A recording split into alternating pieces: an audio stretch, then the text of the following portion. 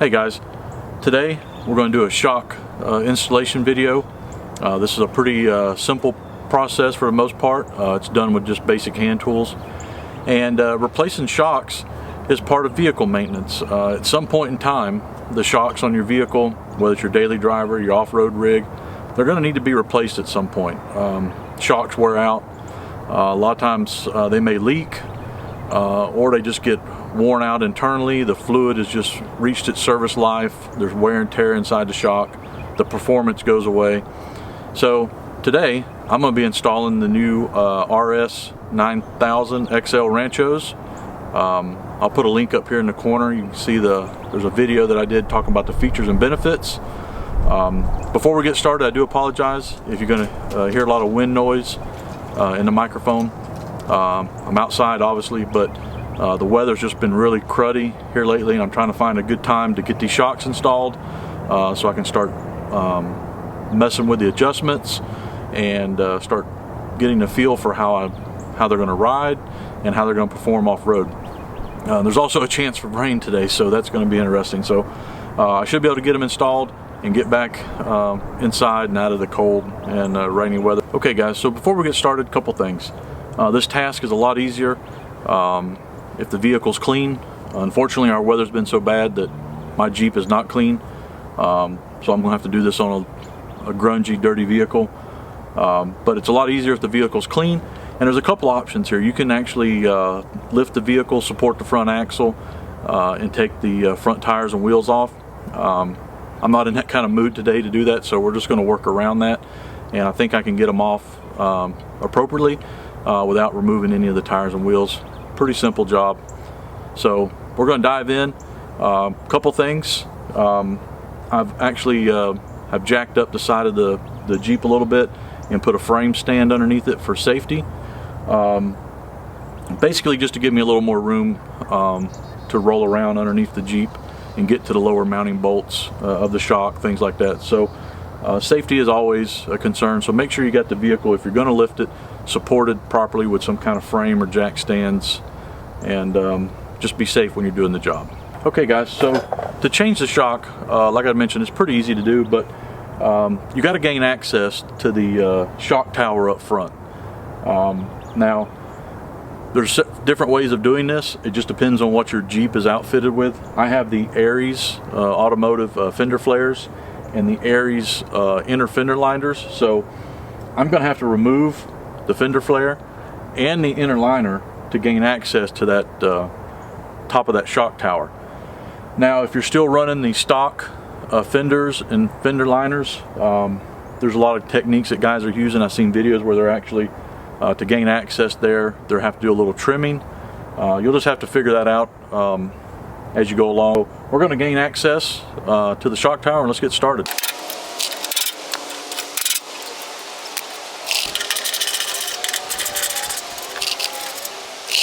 Okay, so now we've gained access to the top of the shock tower. There's a simple, the end of the shock shaft is threaded, a couple of bushings, washers up there. And let's take a closer look, and we'll get this undone, and then we'll move down to the lower mount and get it off. Okay, so now we're looking at the top of the shock tower. Maybe hard to see. I'll see if I can wiggle it here. This is a 5mm Allen key that is inserted into the end of the shock shaft. That's how you're going to hold it. I'm running the Bilstein 5100s, and I'm replacing those with the Rancho RS 9000 XLs. So to get these off, you got to have the 5mm Allen key and a 17mm wrench. So you're going to hold the shock shaft with the Allen key and start to loosen the nut.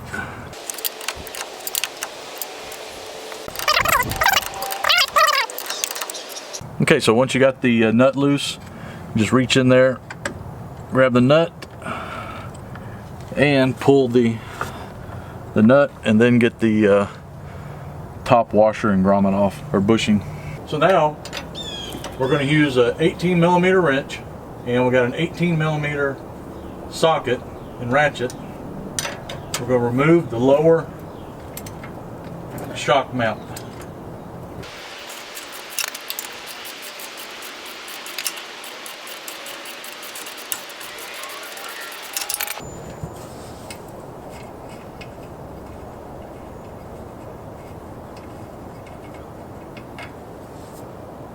You may want to use a little small crowbar just to get underneath the shock.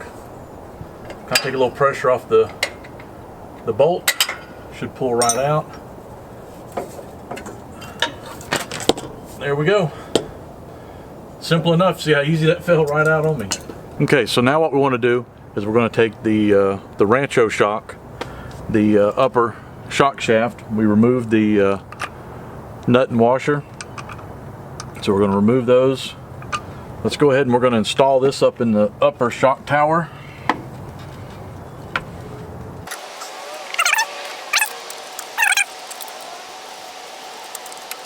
Okay, so we got it hanging there. We got the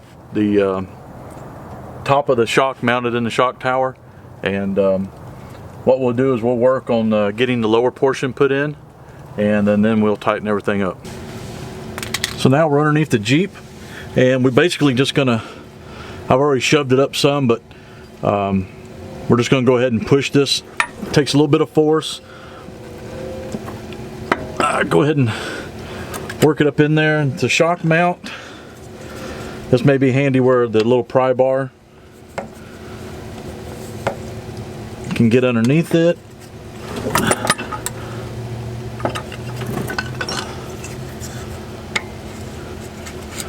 So we got a pry bar. Let's go ahead and see if we can't get the lower bolt in.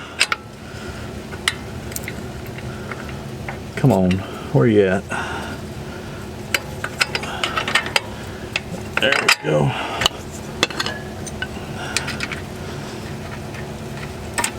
Go ahead and tighten these up. While we're down here, I'm going to go ahead and preset this. Right now it's on 1. I'm going to go ahead and turn it to 2, 3, and let's see here. Let's go to 4. I'm going to start on 4. I'm going to put all of them on 4, and that's going to be kind of my starting point. And then when I go and ride, I'll play with the settings a little different, 1 through 9. But I think for right now, I'm just going to start with 4 and go from there. So now, with the lower portion of the shock mounted, we're going to come back up top and we're going to tighten up the upper shock mount. For the Rancho, you're going to need like 11/32 wrench, just a little small guy, to hold the top of the shaft, and then a 3/4 inch wrench for the nut. Let's get these, go ahead and get this started. This upper mount doesn't have to be super tight. I'm sure there's a specification for it, but typically what I've done in the past, I've always just tightened this up enough until I start to see the bushings to slightly compress, and then that's all we need to do.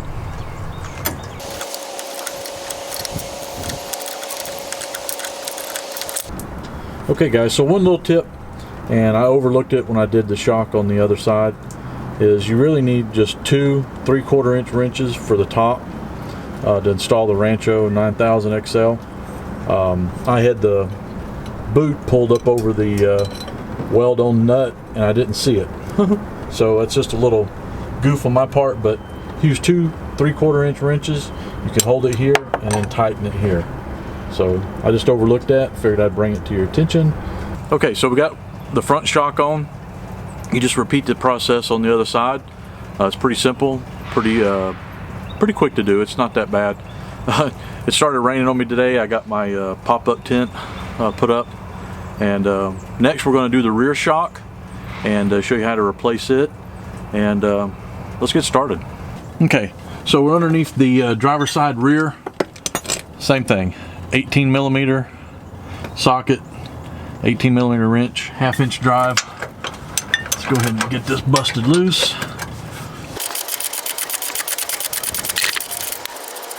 Same thing as we did up front. You may have to have a little small pry bar, kind of push under there, take a little pressure off the bolt head, slide that on out. Okay, next we're going to remove the upper tower mounts. You can see up here we're going to use a little bit of a cordless impact to get those out.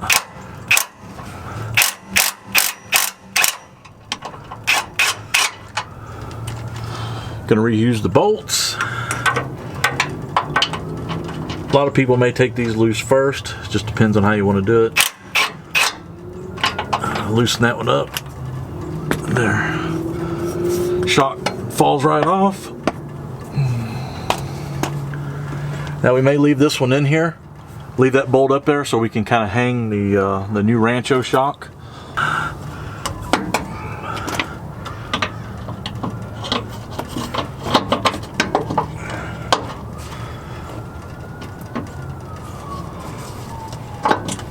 Okay, so that worked pretty good to hang the new shock. Get the bolt started.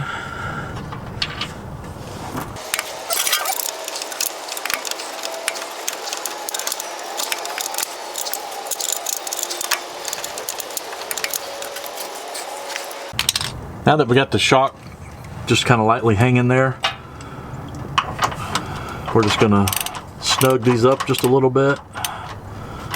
I'm not going to tighten them up yet. I just want to tighten them up a little bit just to keep the shock positioned.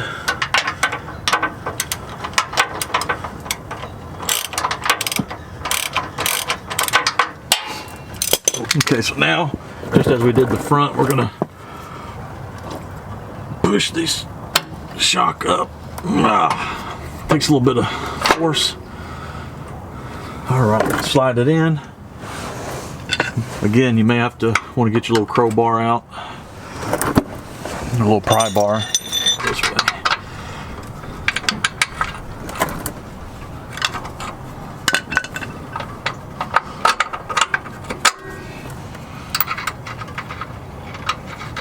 Now I've already got this preset to position forward just as I did the front. I went ahead and did all of them.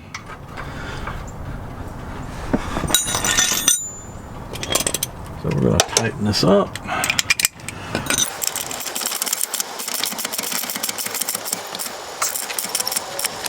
Okay, so let's take a quick look at the Rancho and the Bilstein shock. These are the Bilstein 5100s, which I think is a very popular shock amongst Jeeps and off-roaders. Next to it, the Rancho 9000 XL. The Bilsteins has been a great shock. They've worked really well on the Jeep. They're just, we're getting close to the service life. They got, well, what I would say is service life. They do have roughly 70,000+ miles on them. So, plus I wanted to have some kind of adjustments or performance upgrades. You know, there's the 18mm shaft that we talked about. You see the size difference there between the two.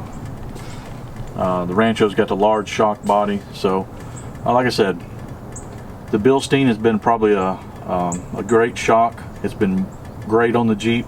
A lot of people use it in the community. I'm looking for something that I can have some adjustability, a little bit better off-road performance and on-road performance. So those are reaching their service life. Time for new shocks, and that's what we're doing today. Okay guys, so there it is. We just installed a pair of shocks, or a set of shocks, on your Jeep Wrangler. These happen to have been the Rancho RS 9000 XLs. That is a 9-position adjustable shock. It comes in under $120 a piece. Typically a little cheaper. Sometimes you find them on sale. 4 Wheel Parts is offering these at 4-pack of them for $445, so I think that's a pretty good deal. There are some other adjustable shocks out on the market, but they run, you know, 3-5 times the cost of these shocks, just each. Those shocks do offer some benefits of being, you know, some custom valving, being rebuildable, but for us average people, the cost range is too far out there really for a daily driver or a weekend warrior kind of guy like myself. So the Ranchos are just fine for that. So hey, I want to hear your comments. Give me a like on the video. Make sure you subscribe, and I'd like to hear some information. If you got any experience with the Rancho shocks, please leave that down below. And again, thanks for watching.